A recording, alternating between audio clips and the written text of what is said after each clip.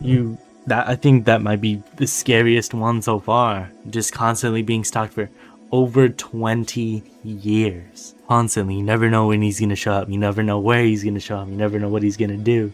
You just know that he's gonna be unpredictable and crazy. People deal with that kind of stuff, and man, props to them. I hope all those people end up in jail.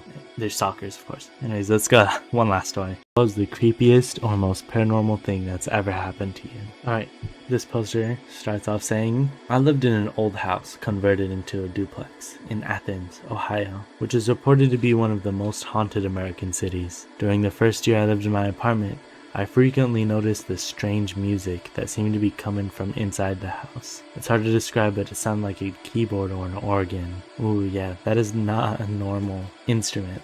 Piano, normal. Drums, I mean, I guess normal, but not normal to hear if you don't have any, but yeah, that's one of those creepy instruments. It sounded faint and was played in the minor key. Always sounded the same. Regardless, I just talked it up to my downstairs neighbors, and it never bothered me enough to investigate. It was definitely coming from inside our building. The following year, my normal neighbors moved out. My new neighbor, Sarah, moved in.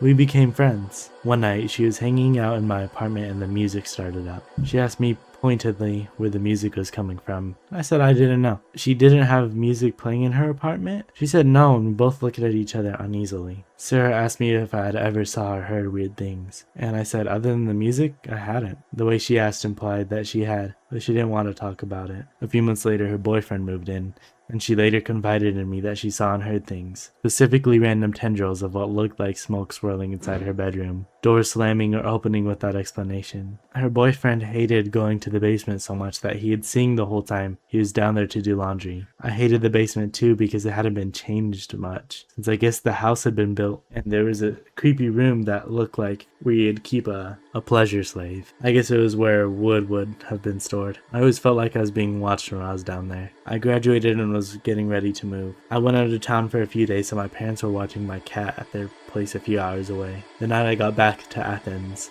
I decided to start packing some of my books, the first items I'd packed. I fell asleep and woke up in the middle of the night to a giant crash.